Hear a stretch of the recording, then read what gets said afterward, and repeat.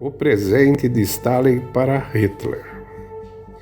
No início da década de 1920, a Rússia tornou-se o destino de imigração mais popular para comunistas de outros países que queriam participar na grande experiência russa para estabelecer a ditadura do proletariado. O publicitário Vassili Legeidov fala sobre estrangeiros que foram construir um futuro brilhante, mas enfrentaram suspeitas, perseguições e repressões por parte das autoridades. Na União Soviética, a base de qualquer repressão foi geralmente a alegada traição dos ideais comunistas. No entanto, devido a intrigas internas ou paranoias, muitos comunistas leais foram sujeitos à repressão, principalmente aqueles que vieram do estrangeiro e partilhavam sinceramente os princípios do marxismo. Dentre esses, os que mais sofreram eram os socialistas alemães, que, fugindo das perseguições de Hitler, confiaram em seus camaradas soviéticos e emigraram para a Rússia.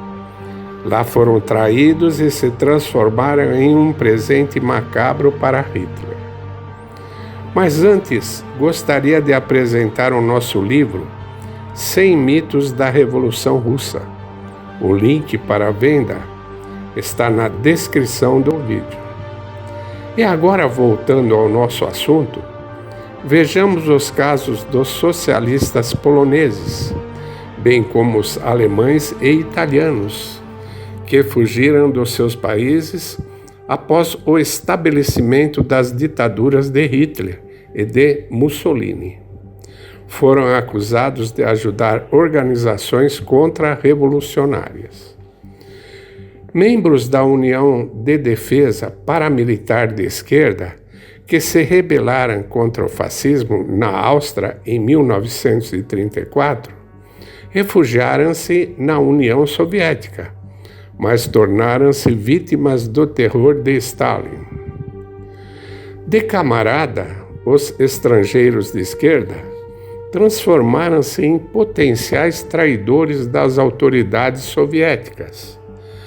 Muitos deles foram forçados sob tortura a admitir que realizavam atividades subversivas. O idealista alemão Kurt Nixdorf participou do movimento comunista na Alemanha, a partir de 1910 a 1928. Mudou-se para a União Soviética, filiou-se ao partido e assumiu o cargo de editor. Nixdorf fez muito para promover a União Soviética entre os intelectuais ocidentais. No entanto, em 1935, a sua posição mudou drasticamente. Foi expulso do partido sem qualquer motivo, condenado à prisão num campo de trabalhos forçados. Um dos fundadores do Partido Comunista Alemão, Hugo Eberlin, também estava entre os reprimidos. Ele chegou à União Soviética em 1936 e poucos meses depois foi preso sob a acusação de atividades terroristas para os nazistas. Numa carta à sua esposa, que nunca chegou a ela, mas foi preservada nos arquivos da KGB, Eberlin disse que era constantemente espancado, até não sobrar mais pele nas costas, e não lhe era permitido sentar-se, comer ou dormir por dias. Na última semana, fiquei surdo de um ouvido e cego de um olho. Em 1941, Eberlin foi baleado. A perseguição aos comunistas estrangeiros na União Soviética desenvolveu-se e foi levada a cabo de forma espontânea e sem qualquer base racional. A situação piorou em 1939, quando a União Soviética celebrou um pacto de não agressão com o Terceiro Reich. Desde então, os comunistas estrangeiros na União Soviética enfrentaram um novo perigo. Podiam não só ser condenados a campos ou executados, mas também deportados de volta para a Alemanha nazi. Este é exatamente o destino que se abateu sobre a ativista alemã Margarita Buber-Neumann, que deixou a Alemanha com o marido depois que Hitler chegou ao poder e fugiu para Moscou. Em 1937, seu marido foi baleado e ela mandada para um campo de concentração por 5 anos. No entanto, Margarita não esperou o fim da pena. Em 1940, ela e os outros 29 prisioneiros foram embarcados em um trem e enviados para a Alemanha, onde foram presos no campo de concentração de Ravensbrück. Buber-Neumann chamou tais expulsões de um presente de Stalin a Hitler, com a intenção de apaziguar um inimigo potencial.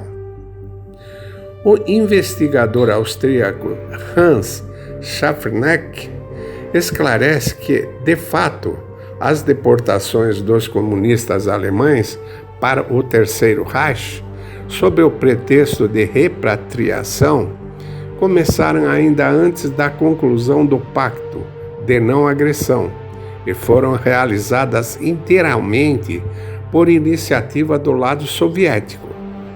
Os nazistas não fizeram qualquer exigência de extradição de opositores ideológicos.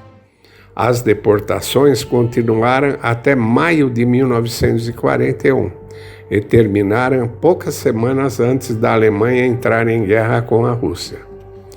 Sobre isso, descreve o pesquisador alemão do comunismo Bini Andangsack. A expulsão dos comunistas pelos comunistas foi um presente aos nazistas de seus inimigos jurados. Tudo isso parecia tão incrível que até os chefes da Gestapo não podiam acreditar que na União Soviética confundiram a maioria dos antifascistas com fascistas.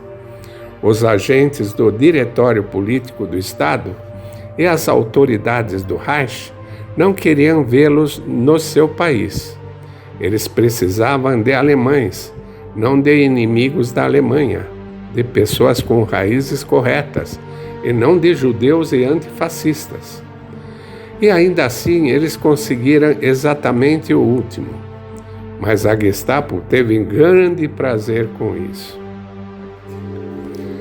Segundo Adam Schack, antes da conclusão do Pacto Molotov-Ribbentrop, cerca de 80 antifascistas e comunistas foram deportados da União Soviética para o Reich. E a partir de agosto de 1939, mais de 200. Poucos processos na história da União Soviética ilustram tão claramente as peculiaridades do Estado com a perseguição de seus próprios apoiadores, a necessidade de uma ameaça externa para dar credibilidade à propaganda, a divisão entre nós e eles, o desejo das agências de segurança do Estado de demonstrarem sua eficácia aos seus superiores, a atmosfera geral de paranoia e desconfiança, todos esses fatores determinaram o destino dos imigrantes comunistas na União Soviética. Essas paranoias foram muito maiores do que os slogans sobre a igualdade universal e a unidade do proletariado. Inscreva-se em nosso canal e ative as notificações. Não se esqueça do like. Até o próximo vídeo.